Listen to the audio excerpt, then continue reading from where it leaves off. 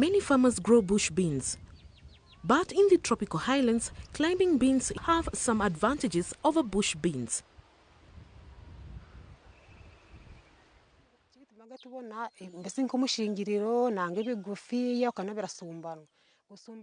We like climbing beans because they yield over 3 times more than bush beans.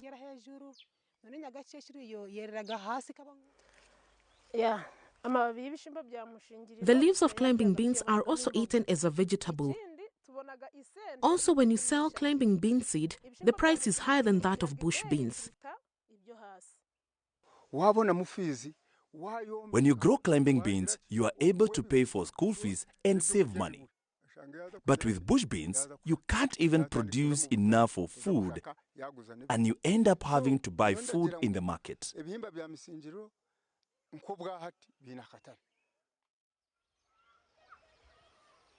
Despite their benefits, climbing beans need stakes to climb and yield well.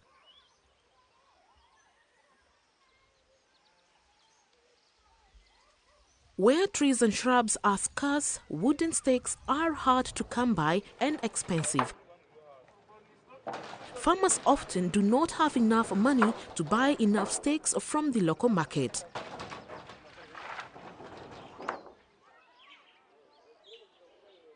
Let us visit some farmers in southwest Uganda who will show us different ways of staking beans with or without wood.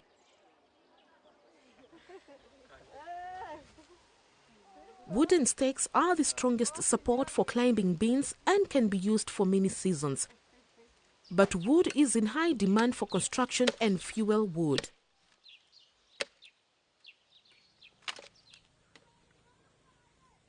To have a continuous supply of wood, many farmers plant eucalyptus trees on the deforested hills.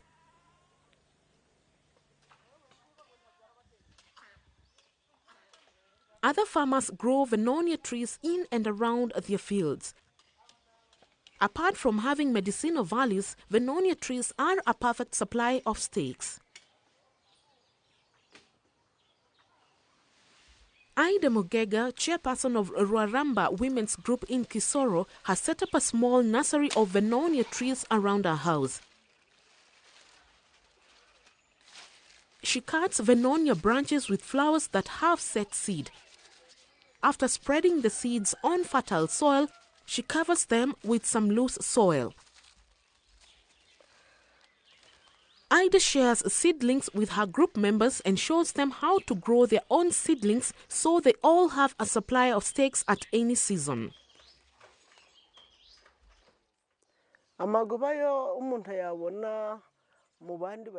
When making a Vernonia nursery bed, other members learn from me.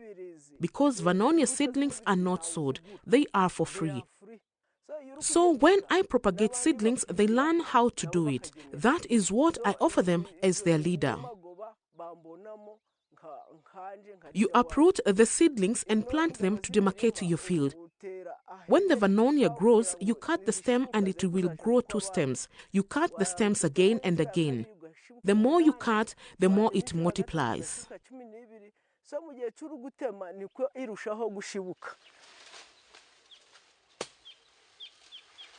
Cut straight branches to a length of 2 and 2.5 meters long.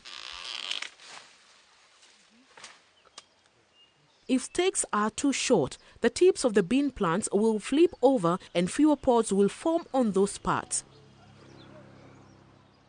But if stakes are too long, the bean plants will put all the effort to continue to climb and will give less pods.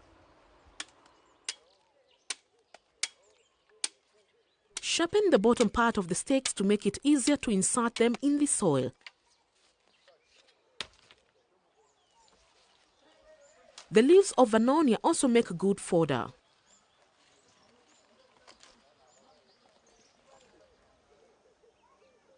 When bean plants are about 2 or 3 weeks old, the tips of the plants start to seek any support to attach and climb.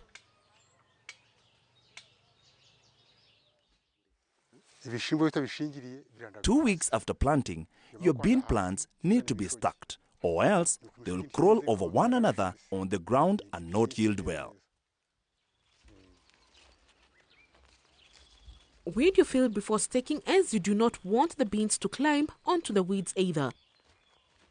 Weeds also take away nutrients from the soil that would otherwise benefit your bean plants. Put the stakes in line, one every half a meter, and leave about half a meter between lines. Plant the stakes with force into the soil so they won't fall over with strong weeds. Each stake can support up to 5 bean plants. Now, can we do it if we do not have easy access to wood?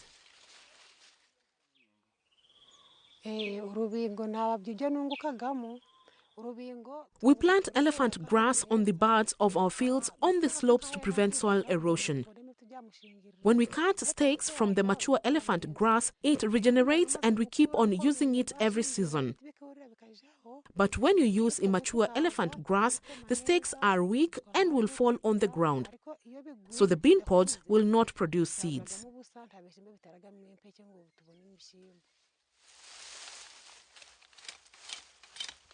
Unlike wooden stakes, stakes of elephant grass can only be used for 2 seasons. Flavia uses freshly cut stakes from elephant grass. To ensure that the stakes do not start to sprout again, she removes all the buds with her machete.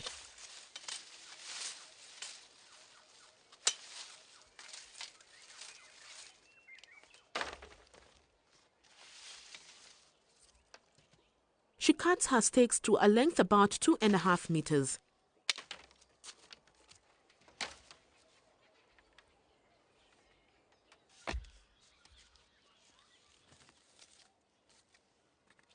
To have a steady supply of elephant grass, she plants stem cuttings at the edge of her field.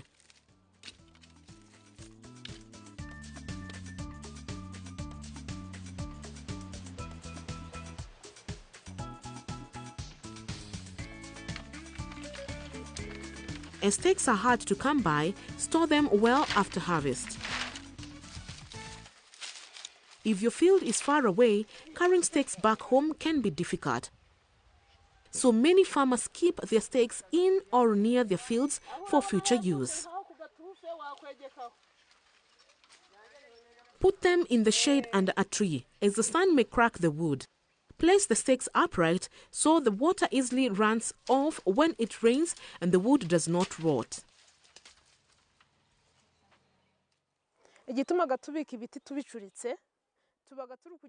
We place the stakes upside down so that they do not rot. The part that is on the ground should remain up and dry. This will keep the stakes strong so that you can easily insert them into the soil the following season.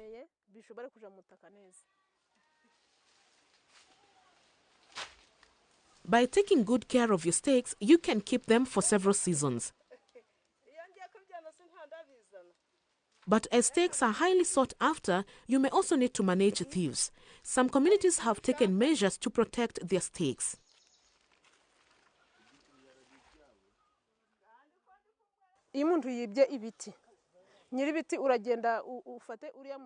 When you see a thief, you raise alarm so that others help to catch him. When taken to the local authorities and found guilty, the thief gives back what he has stolen and pays a fine on top of that.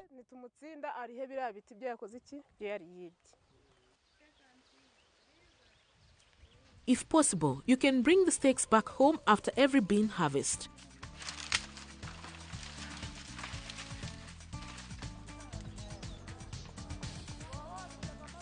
Let us now see how women in Uganda came up with another clever solution to stake their climbing beans. When harvesting the maize, they leave the strongest maize stalks standing to serve as stakes for their climbing beans the coming season. Imbuto y'ibigori yose ntabwo ibaga ifite imbaraga zo guhagaritsa ikinyamugori. Iyo ushatse kugira ngo ubone ibiti byiza byamushingirira. Not all maize varieties give strong stakes. When you want to get good stakes, you better plant improved varieties and leave sufficient space between the plants.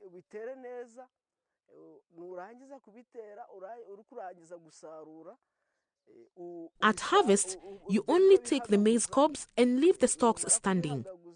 You then remove the leaves so that the beans can climb easily.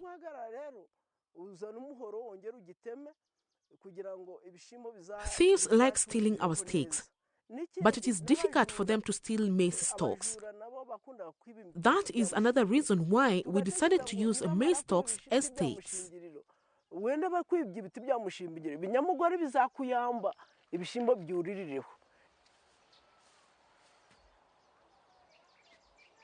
Put extra stakes where solid maize stalks are missing, so that all beans have support.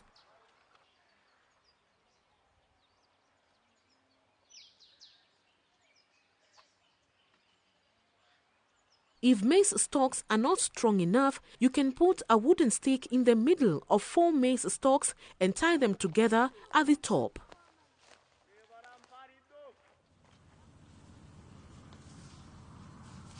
Some women are even growing climbing beans together with maize.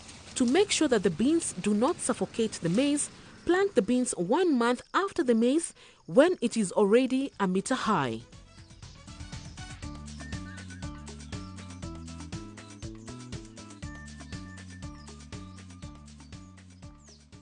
Over the past 15 years, James Kabarebe has experimented with many different staking methods. Of all methods, James prefers to use trellises. In between 2 rows of beans, you put solid posts of about 2 meters high, each about 5 meters apart.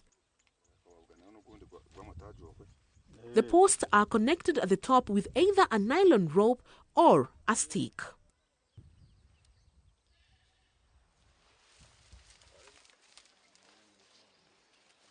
Once the young plants are 2 or 3 weeks old, a rope is tied to the horizontal stick and is fixed in the soil at the base of the bean plants so the bean plants can start climbing up.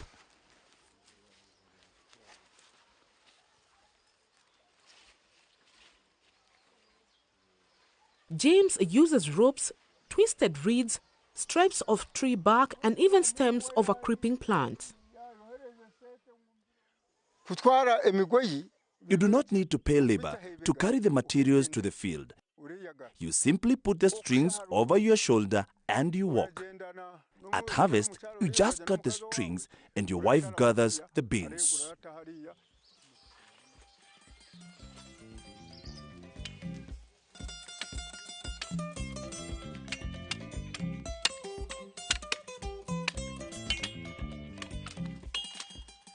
So, what have we learned?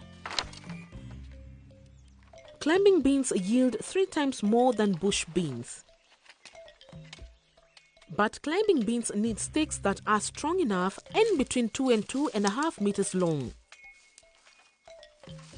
You can use stakes of eucalyptus, Vernonia, or other wood. You can save the stakes from 1 year to another. Instead of wood, you can also use elephant grass or maize stalks. You can also use trellises.